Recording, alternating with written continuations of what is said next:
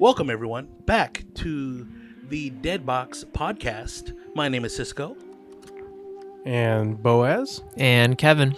And today we are going to be talking about the standard in Airsoft, the innovation in Airsoft and the TM standard specifically. We were kind of brainstorming, talking about this before, about how companies are releasing products that are a proprietary system to their own design, and it's mixed feelings because we do want new products, right? In Airsoft, we want to be able to see new things come out, but there has to be some type of development and innovation for companies to do. And if we keep comparing everything to the TM standard, it can cause issues down the line, just in terms of like the production, like what they can make compatible, what they can't make compatible. And yeah, we just wanted to express our feelings. So why don't we talk about innovation in regards to Airsoft first. So I believe we were having a discussion about, how Airsoft, like, we're almost like locked into kind of like a set path, like, for example, like, Yes. when we complain about how every new company, they release M4s. Well, they do that as a business decision, right? Based on like what will sell and what sells the most are M4s. But, like the Tokyo Marui spec version 2 gearbox, right? Like, that's like the golden standard, because Tokyo Marui, when they first released their automatic electric gun, Yes. back in like what, the 80s and 90s? I think it was 80s. Yeah. They had that gearbox spec, and then a bunch of other companies, they just followed suit, and then we have like the whole aftermarket, right? And like, in order for them to make money to steal for the business, the industry just decided Tokyo Marui is the standard. Yep. Right, and then everybody jumps in on that, makes upgrade parts for that. Now, I think what we're talking about when it came to innovation was that like, will we ever get away from a version 2 gearbox? I think it's when we first saw, was it the new Ares gearbox? It's the new Ares with the motor that's like Brushless? incorporated. Oh, no, yes. The brushless motor that's incorporated into the gearbox itself, which is what sparked our conversation about where Airsoft is headed in the first place. Yep. And it was refreshing to see that another company was kind of breaking the norm, even though it is going to be, M4 platform. Yeah. But like a new way to do the guts of it. Yes. And I think we were just saying that it's a good time to break away from that norm of TM spec version 2, because we've been on that train for a while now. And I mean, of course, we had the saying, if it's not broke, don't fix it. But I feel like with Ares, I got to commend them for taking the risk, taking the jump to doing something different. And who knows, maybe Ares will be the new spec for M4 AEGs in the future. Which is very interesting, because companies have designed or kind of tried to innovate the version 2 gearbox, such as Ares, Classic Army, like with their like electronic trigger systems. MOSFETs incorporated too. Yeah, where they're proprietary to that gearbox, and then the system kind of revolves around itself, and it makes it a little bit more difficult to upgrade. And I think what you said about if it's don't broke, don't fix it is really good, because playing off of what Boaz said, the aftermarket compatibility is like huge in Airsoft. Right. Being able to fix, upgrade your Airsoft gun is like one of the biggest things in our hobby. And I think it's a good thing for companies to innovate. Like, one gun that came out recently that got a lot of shade on the video that we did was the G&G High Kappa. Right. Like, by itself, it performs pretty freaking good. It's a great gun. Yeah. Like, when we were shooting it, we were surprised at how well it was performing and how efficient the gas efficiency was in the mag, and just the overall systems on the inside. Yeah. It was refreshing, honestly. As pistol players, it's cool to see like new tech being integrated inside of a familiar platform with high kappa. Yeah, I mean the whirl valve from G&G, they started including in their like. They announced that tech in like 2018, right? I think it was at SHOT Show. They were showing it off at their booth, and when I saw it, I was like, that's pretty insane, like the way it works. Yep. And I was like, man, if they could only just bring that to TM platform, we'd be Gucci. But I mean, they're doing it their own way. They released their own high kappa, and we can already see the fruits of their effort being shown. But I think we're still being held up where the airsoft community is not ready to accept that, hey, this might be better than TM. Yeah, so to kind of speak on that, and to what we call like the Tokyo, now we're talking more about like the Tokyo Marui being the gold standard, is I think what we've I think we're starting to realize this as like a community, is that there are definitely limitations, hard limitations on the architecture of an existing platform. So, for example, like to kind of illustrate this, like the M4 gearbox, the version 2 gearbox, just by itself, you can only get so high rate of fire. Yep. Right? You can only really get to maybe get a really, really fine-tuned, like single sector gearbox, maybe 30, 35 rounds per second. Is that accurate? Yeah, I mean, I've seen it pushed further, but if we're talking about like pure reliability, I'd push it to around 30, 35. Yeah. And so like that's when people started, a lot of techs out there started to really experiment with the architecture of the gearbox, and then that's when we came up with like DSG dual sector gear, and then now we're even seeing like very one-off like triple sector gear. Yeah, the TS. To really, but even then, like you have to modify the gearbox so much. You're almost reinventing the architecture of the standard the gearbox. So to kind of illustrate that, like that's just what we have to work with. And so I think there was, in my opinion, a period of time in airsoft where we saw a lot of stagnation. And for me, like someone who was playing the hobby, I would probably say somewhere between like 2012 to like 2014. I remember there was a period of time when I'd go to SHOT Show and everything, and like you like I saw a bunch of cool guns that came out during the time, but there was a lot of stagnation, like that there wasn't really anything crazy innovative, because we're starting to run into the limits of the platform. And so when you guys talking about like the G&G pistol, they're using their own architecture. Mm-hmm. They redesigned the gas blowback platform as a whole, to get it to film. I'm not, why did I say film? To get it to shoot, really good. And also I'm just using this to explain it in the film industry. Like I'm just gonna make a bunch of film analogies just because that's just what I learned and trained, and that's what I do for a living. But like if you look back in like the 1920s, 30s, all the way to the birth of filmmaking, all the way up to like let's say even the 90s, right? Is that we were primarily shooting movies and TV shows on film.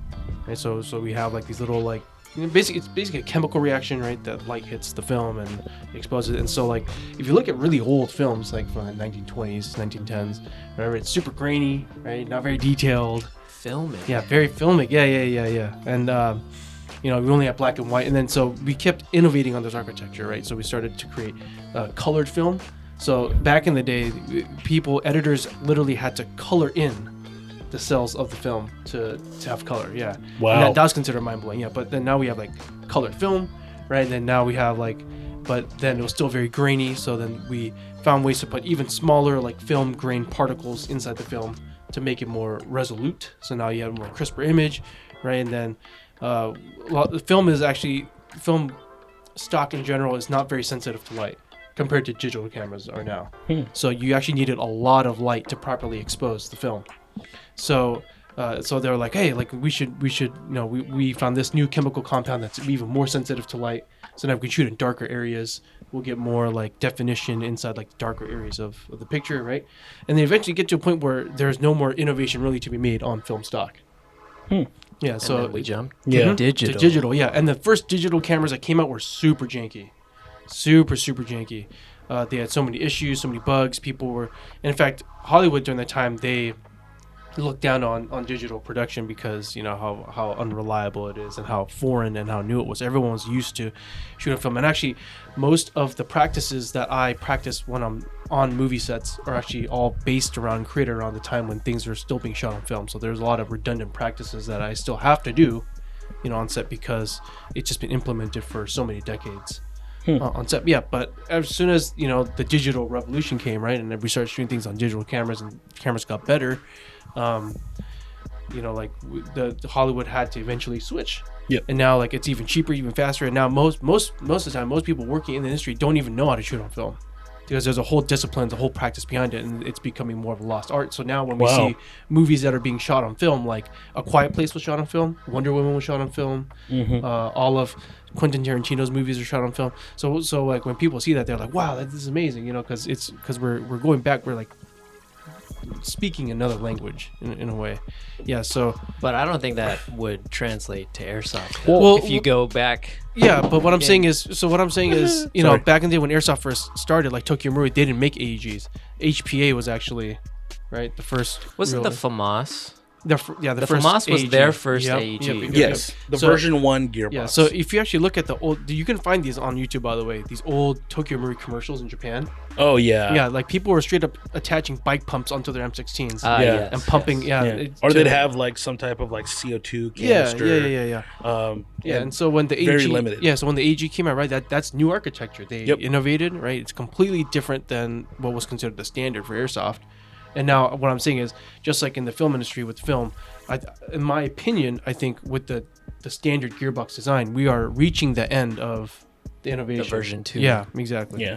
Well, I think what I got from your evolution of film for airsoft was the tech that actually goes into the gearbox. So we starting off with like the traditional trigger like system where it's just basically a plug going in and out of a socket. Now you have a digital board, the ETUs, Right. that are programmable, and then the moment you plug it in, you can have it set to whatever you want, to semi-auto only, or a burst fire, binary triggers, sniper delay, active braking, causing the gears to stop when they need to stop, pre-cocking to pre-cock the gearbox. Like it's allowing you to do more with the gearbox than previously done, which better improves your performance when using, because like I wouldn't store a gearbox pre-cocked. That's not good. But would you say for the future, if we're talking about the next generation of airsoft tech, like everything that you mentioned was an improvement upon the version 2 gearbox, right? Yep. But they're each individual upgrades of individual components that are all Yes. within the version 2. So when we're talking about new tech, are we talking like completely overhauling the internals? Like, I don't know the complete specifications of how the Ares gearbox is going to work with the motor Yeah. that's already Built in. inside of the gearbox. But are they doing the same thing where, spinning a gear, pushing Yep. pulling back a piston? Yeah, I would think, because it's still using a motor, there is a gear set piston system that is being used, and then it's going to be battery powered. But would you say that is the next generation, or is it just another improvement on a singular piece of tech that is within a whole encompassing? I don't know if I would Gearbox. say if it's an improvement, just because I haven't gotten to play Right. around with it yet, but it is a different iteration, right? Right. Because if you think about it, if we're talking like in a wide spectrum, a gearbox will do the same thing, no matter what gun. The M14, the P90, the M4, AK.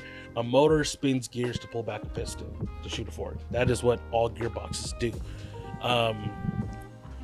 I think it's very interesting that companies are trying to, I mean, it's almost like reinventing the wheel, right? Because they're trying to make it, I would assume that Ares is trying to make a better version of the gearbox, because if they're just doing this just to do it, like, they're fighting an uphill battle for no reason. Yeah, but one thing I really do admire Aries for is that they're a very brave company. Oh yeah. And like Have you seen their foray into the Olympic snipers? yeah. Have you seen those? So I did actually. We talked about it. Yeah. It's like $1,000 gun or something. I had no idea that they were even in that market. Yeah, but I didn't know Airsoft was that far.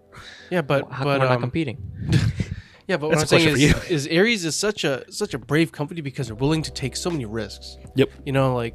I think if you guys haven't checked out some of our older podcasts and stuff where we talk about how the airsoft industry works, right, is that in order to make an airsoft gun costs tens of, if not hundreds of thousands of dollars. Oh yeah. Yeah, because of all the moldings and all the dyes that you have to get to, make each individual component. And like Aries, because like they make so many cool looking guns. Like when I was maybe like 12, 13 years old, I really wanted a Tavor.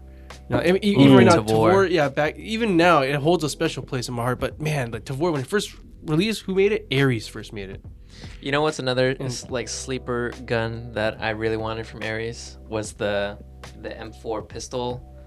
The CCP? I think that's what it's called, but it has like the tall rail on top and like the integrated foregrip on the handguard. Yeah. I really wanted that one, but once I realized that the innards were proprietary. That's exactly what I was about to say. But there's that like catch-22 of like, yes, we like their innovation and stuff. Yes. But there's an extent where it kind of limits us. Yeah. Where yes, it's proprietary, and it could be good proprietary, but if it's not good, then you're kind of shooting yourself in the foot. So one thing I don't understand though, specifically about Aries is like the word proprietary is bad in airsoft. Yes. Just don't say that word. Yeah, just because. Yeah, we're so ingrained in like the TM standard, but like what you say, good proprietary. Like for me, as you guys know, like I am a huge KWA fan. I'm sorry, my feet smell. I'm a huge KWA fan, so I have a lot of KWA guns in my private collection, whether in the past or now. And one of my favorite, the best performing gun I've ever had was a KWA SR7. Still has it. Still have it to this day. Anybody looking to buy it? Yeah, but I consider SR7 to be Old Faithful because when all of my other guns broke, like my GMPs, my G&Gs, my FN Scar. Oh man, I miss my FN Scar. You had a Scar? Yeah, I had a Scar. When those would break, my SR7 would still always perform, and I ended up putting during that time MOSFETs were not as standardized as they were now, so I had a guy, our head tech Taylor, found online who made custom MOSFETs for the Scar. Oh yeah, no, for my SR7. Oh, yeah. It was a custom like micro MOSFET, and I have that in there. At that time, I didn't really care about rate of fire trigger response. I just wanted a gun that shot. So I think the motor's either stock or a JG Blue motor, like something like it's not that great. So the rate of fire is not that great, but it ran and it just works. Yeah, and it's a proprietary gearbox, proprietary 2-piece hop up, and like that thing could reach out and touch people. Like it's like I was very surprised.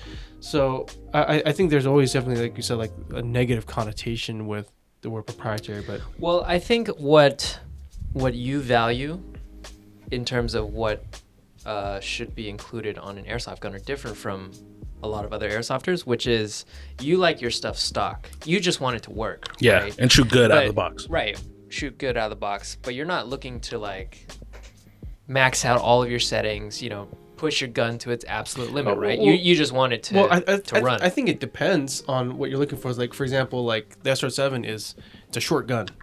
It's a short M4. So yes. if I can get for reliably hit people, shoot short to medium distance, that's all that matters for me. Now I also have an SR25 that's built out to the 9s, by our head tech Taylor, and like that one required a lot of work. Mm-hmm. Yeah. So, how often do I use my SR25 as compared to my SR7? It's a night and day difference. Like SR25, I use it on very specialized game modes. Just like I'll crack it out once in a while, but my go-to, my mainstay gun, right? Like it has a very specific purpose so that's for me. That's the reason why I don't care if it. Well, what is the purpose though? Is the purpose it just needs to work? Yeah, I think that's probably my biggest. It needs to do the job that job. you want it It needs to do the to, job, right. which makes sense because there are different platforms for different reasons, right? Like snipers, pistols. Right. But see, when I started airsofting, like I didn't want to upgrade. I was kind of in the boat with you, where I would just buy a gun because like It looked cool. It looked cool, or it performed good, or both. And over the years, like I was just like, oh, okay, like, oh man, this gun doesn't have the range that I want. I'll just get a gun that has the range that I want. And then I'd switch back and forth. But now it's kind of like, because I now know how to work on my internals, I want to push the limits of my guns to try and get the best performance that I can, which I think a lot of builders, techs would want. Even like the casual player, I think if they can improve their accuracy and range, like one of the easiest upgrades you can do is the inner barrel bucking. I mean, Right, of course. I definitely understand that, but for me, like, I also see the fun in, like specializing in, like, I guess you're the weapon class. Yeah. Oh, Say, definitely. Yeah, you know what I'm saying? Like, what's the point of having, I remember when I was 13, I had, I wanted to turn my M4 into a DMR, the Cardinal Sin. I was 13 once. DMR. And yeah, so DMR? I had, so I had DMR what? I had a tan G&G combat machine that I bought here at Airsoft GI for Christmas. Shameless And plug. I met my head tech Taylor at the time, and we were high school friends. And he offered to help me turn into a DMR, so that way I can reach out and touch people at like 300 feet or something, And I got this phase where I was like, what else can I DMR? Can I DMR an MP5? Can I DMR a P90? And you know what I'm saying? Because like for me the range and accuracy, it matters so much to me. So the heresy that was just spoken out of that man's That hurt my mouth. soul. A DMR MP5. yeah, but what I'm getting at is like, for me, I don't necessarily see the fun anymore in like saying like, oh, I have a Scorpion Evo that can like shoot 300 feet out or whatever. Like, no, like it's an SMG. Like I want to use it up close, so I want to change my play style. I can understand that. Like I have to get close to people. Yeah. Well, then what do you think about? I mean, because personally, I think KWA's innovation in terms of the 2.5 gearbox. I was being just a about to say thing, that too. Mm-hmm. Even That that 3.5 allows- or 3.0 that allows for flexibility in FPS. in FPS. Without having to really bust into your gearbox and change a lot of things. Bus. So I think that allowed a lot more players to kind of stick with one platform, save money first of all, because you only need to buy one gun, but be able to play with those different classes. Yeah. And maybe like change out an upper or something like that, or an optic, and call it a day. And I really don't know why we don't see that kind of tech, unless KWA made that patented. But I don't see any other future gearboxes having that variable FPS feature. I think it's just because of like the amount of R&D that went into it. It might be patented, Yeah. like you said, Yeah. but it could be that instead, like they designed that because they didn't want to do the quick change gearbox route, which is another way to get different FPS out of your one gun. Right. And there are definitely easy ways to, like, I think what KWA with the 2.5 gearbox is really smart, because if you buy just like a separate hop-up system, like with the longer barrel, just throw a mock suppressor on there, and for it to be longer, you don't even need to have a completely separate upper. You just have the longer inner barrel system and then swap it out. That's what I did back in the day. Yeah, but also speaking about variable FPS and what you said, like swapping out, to change like your play style, like the new KWA Eve. Right. Platform. Yeah, it's that does have the 2.5 gearbox. Yeah, it does. But they have like what I will call like complete modularity, in the sense that you get the variable FPS. So like one day, let's say like you play indoors and you need that nice short barrel, right? Crank it FPS down, it meets CQB requirements, and then let's say like you and your buddies want to play outdoors, you need more FPS, heavier BBs, right? Lob it out to longer ranges. Well, KWA, they like when we were speaking to them, they were saying that they're even planning on releasing external, like aftermarket. Is it aftermarket? But they're separately. They're gonna sell upper receiver, like handguard, just like upgrade kits. Yeah, upgrade kits. Yeah. So that way you could, you don't have to buy another gun. You can just have like a longer handguard barrel setup, and you just swap it, crank up the FPS, and you're good to go. Which I think that in itself is also very innovative. I think that is definitely. I mean, Same thing. Like if you were to buy like a G&G and get a separate upper and build it out, Right. it's kind of the same idea. Right, but with KWA's Eve is that if you want to swap it, you have to buy theirs. Yeah, exactly. Yeah. Unless So- until someone else makes one, which Still Lilacs proprietary? probably will, or someone will. I think. Oh, go ahead. Finish. Oh, but yeah, I was just saying that we kind of already have that modularity where you can just buy an aftermarket upper Yep. and swap out the inner barrel bucking setup. But again, just to press on the innovation that KWA had, I think they would have had. I still think that the Eve is a great platform. It's a great step into competing with the polymer market. Yep. But I think what would have put the cherry on top to making it the king of polymer guns was, yes, they had the 2.5 adjustable FPS gearbox, which is great. But I think having them put in like a MOSFET and ETU, a programmable ETU at Yes. that you can change, your rate of fire or, The burst mode. fire burst mode, yeah, Sounds binary, things expensive. like that. Well- But we were just playing around with it. Yeah, we were playing around with the Lancer. Tactical Gen 3 with their what are they called? The Rate- Nova or Something space wise. Yeah. It's their new MOSFET from Zion Arms. And man, We were surprised. Like I was so playing around with surprised. it goes from semi-auto only. So from what I've seen, you can only program the full auto fire mode because why would you mess with the semi-auto mode, right? So you can do Maybe it you from want burst. Maybe you want full auto on both. full auto on both. No, machine gun. But you can go from semi-auto only up to 5-round burst, and then binary, and then full auto. It's crazy. That is Like, crazy. they- Coming out of the stock gun, you Yeah. can do that right away. You don't have to install any other MOSFET, any other Yeah, thing. exactly. But did you say that you could also tune like the precocking or anything like that, or have you not messed around with it too much? I haven't messed around with that too much. I don't think it has precocking, but I do know it has active braking, and I think that one's just set, so you don't have to worry about gearbox lockup in semi. Right. But Now that's what I'm saying though, is that if KWA put that tech Into theirs. into their gun, I think that would be the complete package. Hmm. I think that is where Airsoft should be today. Yeah. That tech is great for the Airsoft industry. we'll see. So I think KWA has always been like a high performing like gun out of the box. Like their AGs have always been like good to go, right? And I would argue that the trigger response and rate of fire out of the box, you may not need that MOSFET. Well, it will definitely increase the performance for sure, but depending on what you want to do, you may not like need it or want it because it already Right, performs but- that well. but having the that's option. the camp that I'm on. Yeah. But having the option to Yes. tune it up if you want, without having to add any additional Yes. aftermarket upgrades. But I think the redeeming factor is that I think they said that you can Yes. put Which an they aftermarket improved. MOSFETs. Right. No. Of course you can.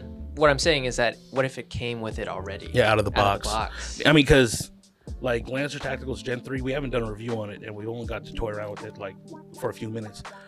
But for me personally, like the moment it came in, the moment we put a battery in it, I was like, okay, what's the strongest battery we have? Like, let's try and break it. Oh yeah, I was in that room, Yeah. and you were letting We held it That up for like gun a minute fly. and a half, like with an 11.1 LiPo with like a 90C discharge. yeah. And then, like, because it has active braking, I was talking to Taylor. He was like, you get a lot of wear from the active braking semi. So we spammed it for Spammed another it. minute. And it was fine. worked.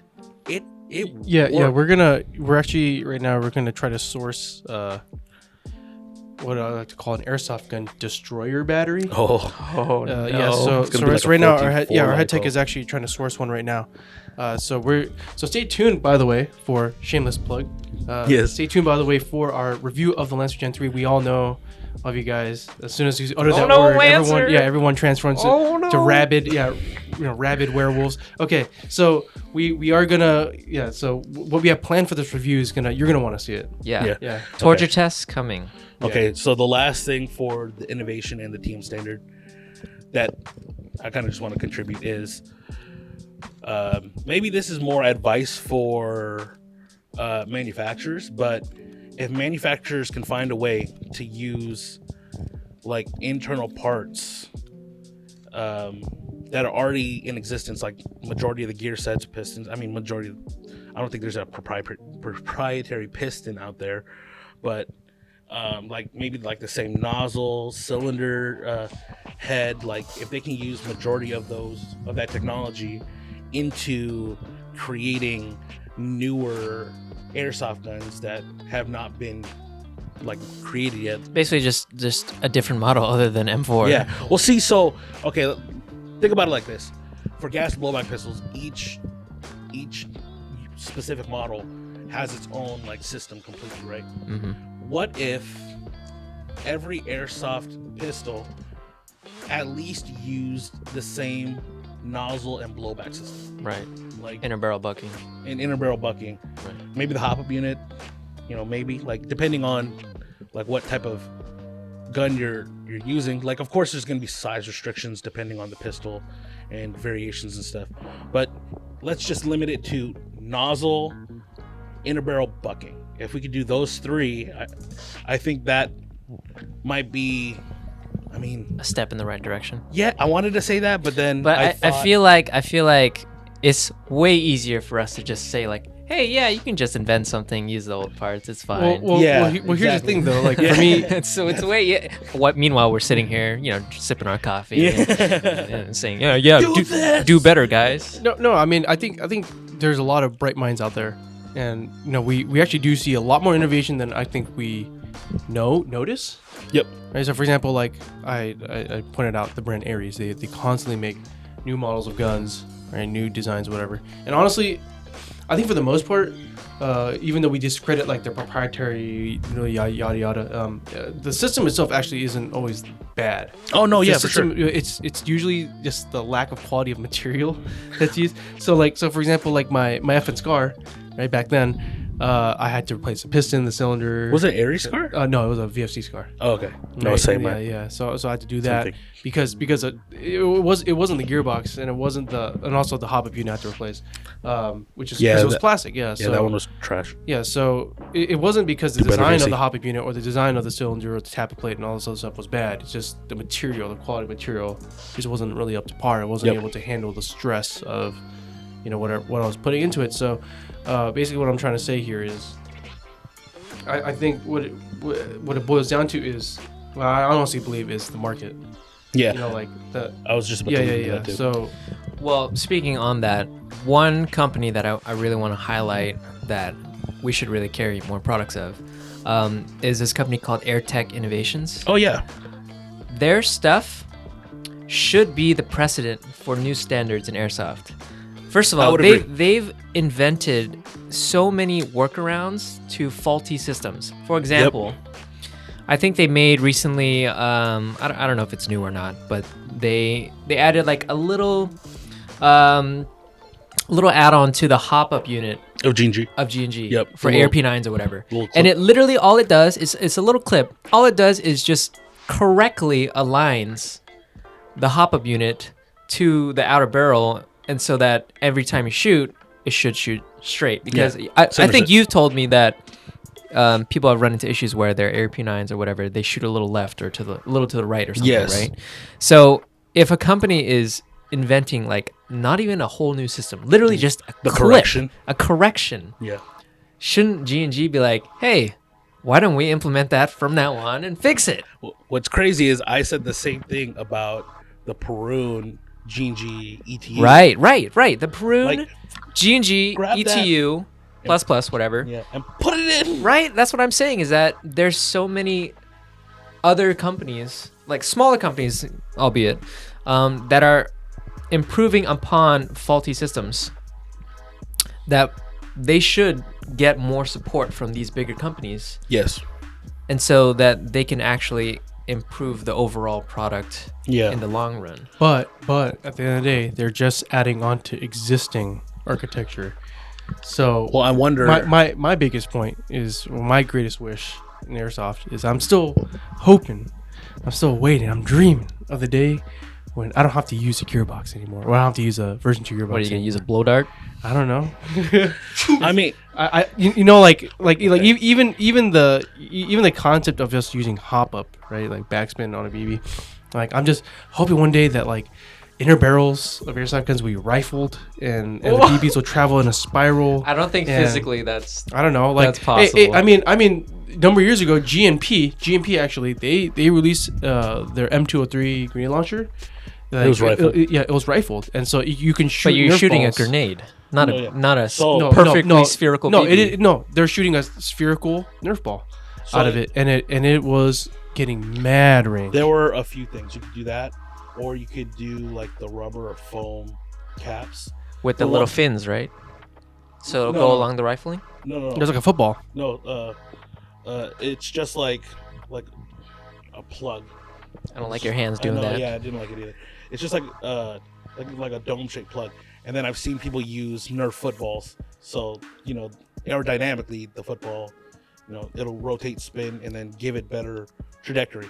But But with the ball, it was reaching out. It was like I mean, I don't know if we're gonna reach that with BBs. I don't know if you guys know the company Tanya Koba, but they have their old twist barrels. I remember. Mm. Yeah, I and remember. for the stock Tokyo Marui shooting at 280 feet per second, from what I used to see from them, it dramatically improved the accuracy, and it was a rifled barrel.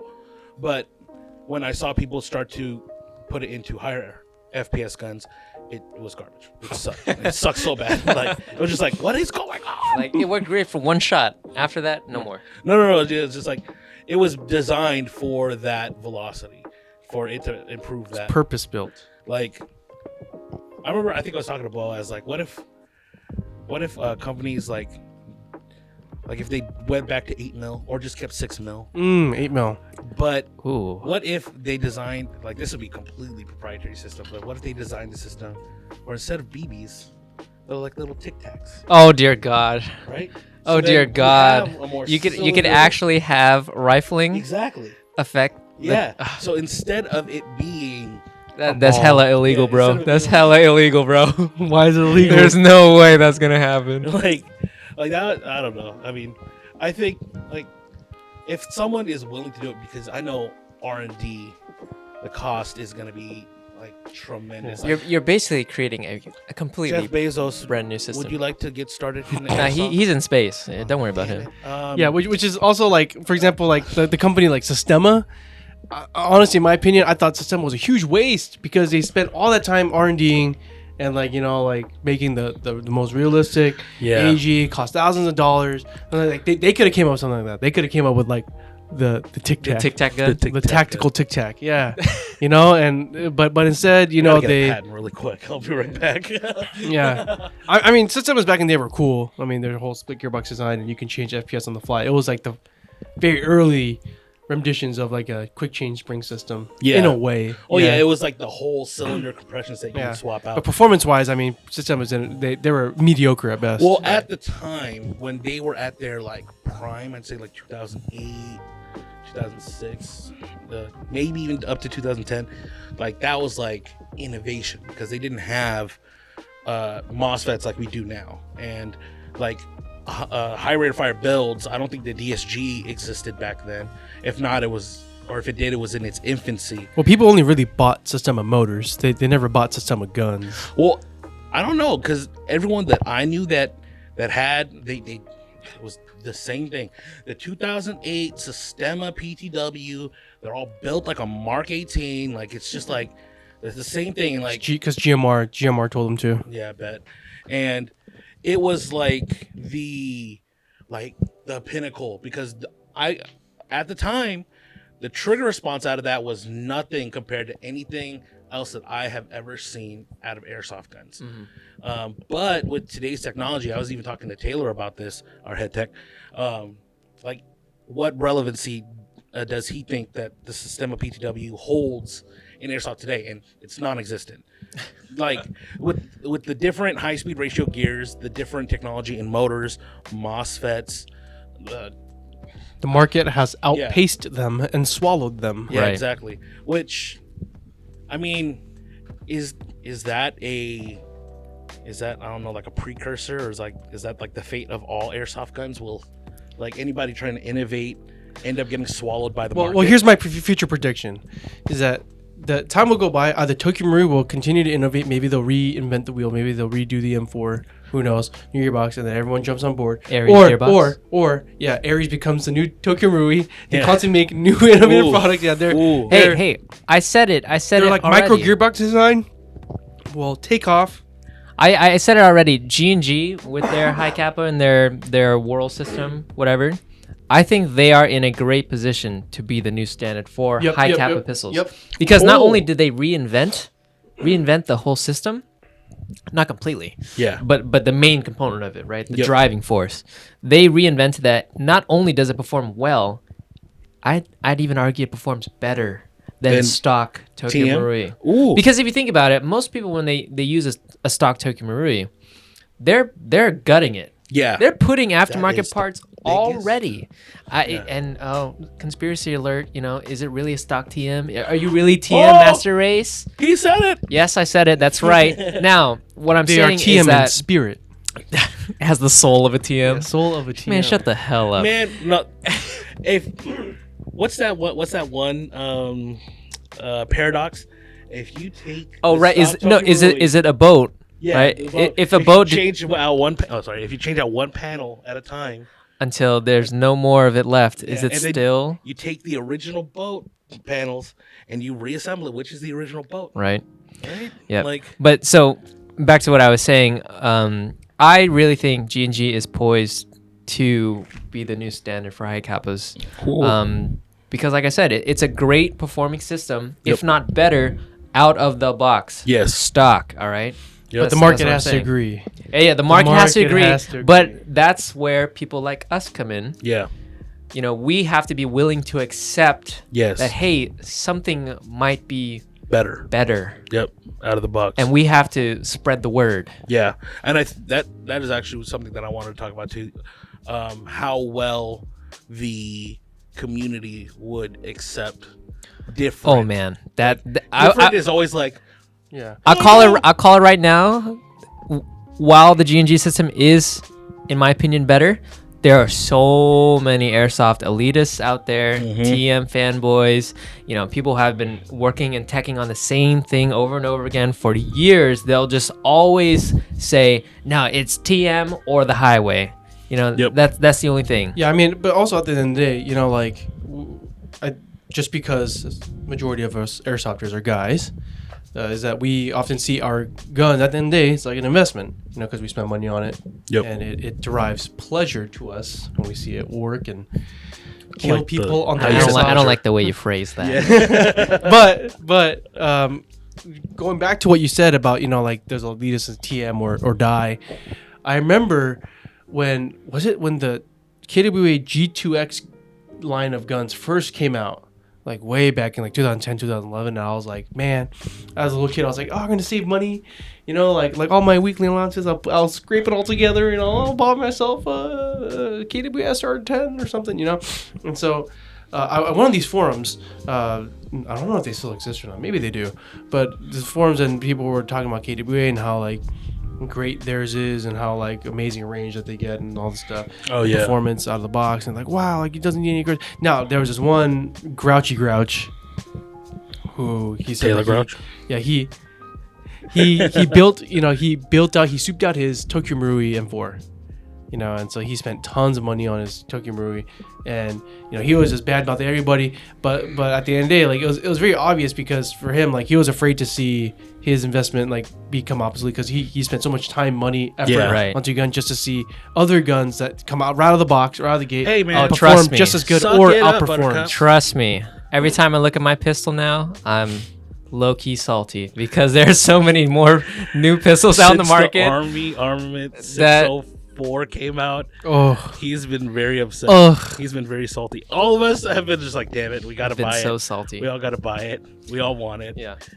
But I guess to wrap it up, there's a question that I want you guys to think about for the future of airsoft. For the future of airsoft tech and innovation, do you think it is important for things to be... No. You bastard. Do you think it's more important for companies to focus on having a pre-upgraded product right out of the box? Or would you rather see more innovation come from these smaller companies like Airsoft or Air Tech Innovations or whatever?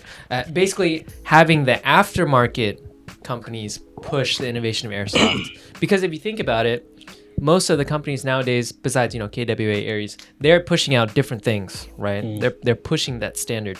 A lot of companies though, they're kind of releasing the same thing because they know it sells, because they know airsofters will want to upgrade themselves. That's actually a really good question. Using other aftermarket products. So would you rather see innovation come from the companies themselves, or aftermarket? Do you believe that aftermarket will continue to push the boundaries? Damn, that is a good question, because we were questioning companies itself innovating.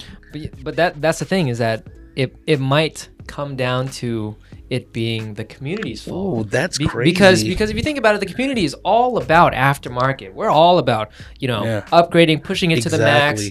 But we have these companies that we rely on for these parts, and we know that they can push it if the manufacturers themselves are not.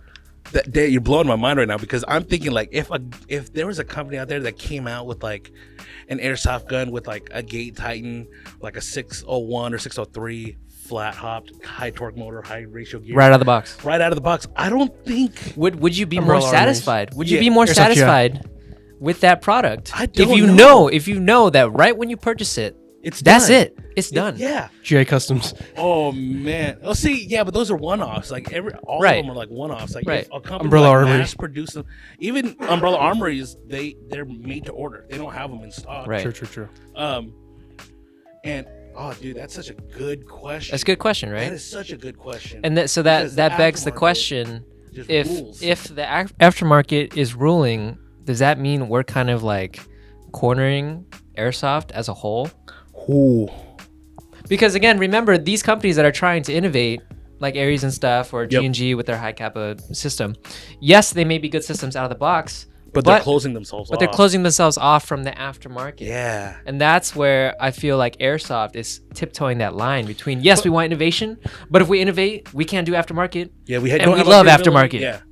Oh, that's crazy. Yeah, but also I think we're in this interesting, in my opinion, catch-22 where like the manufacturers are aware of the aftermarket and how, like you said, how dominating it is in the market.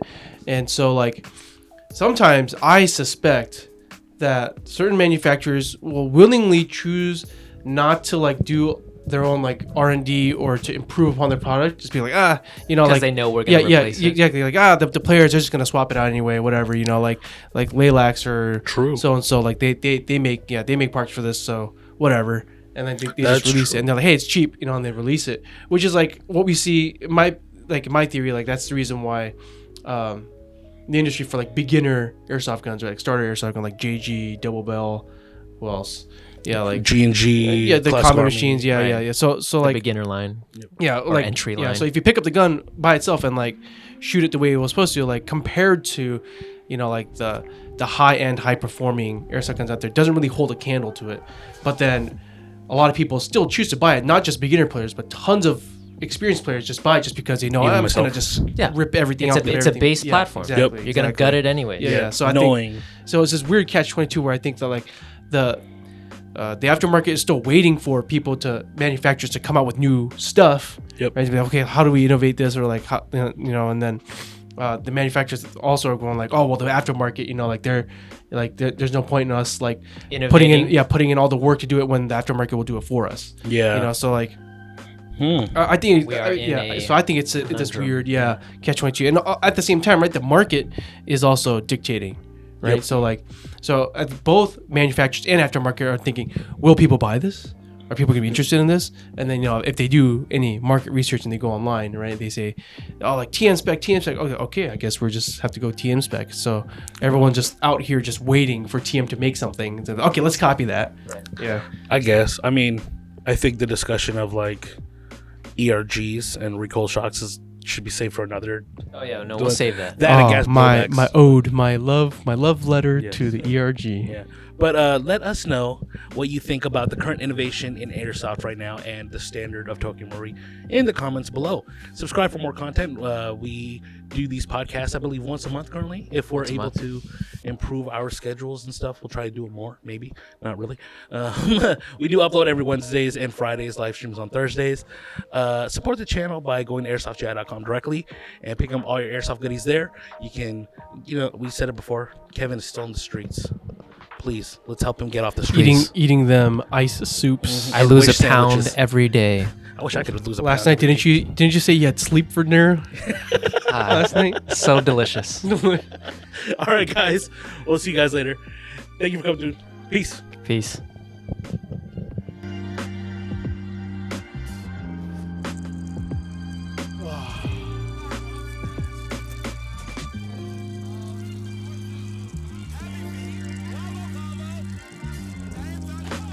Hey, stop! Whoa! Oh, hey, what the? Stop! Give me that thing. I'm wasting water.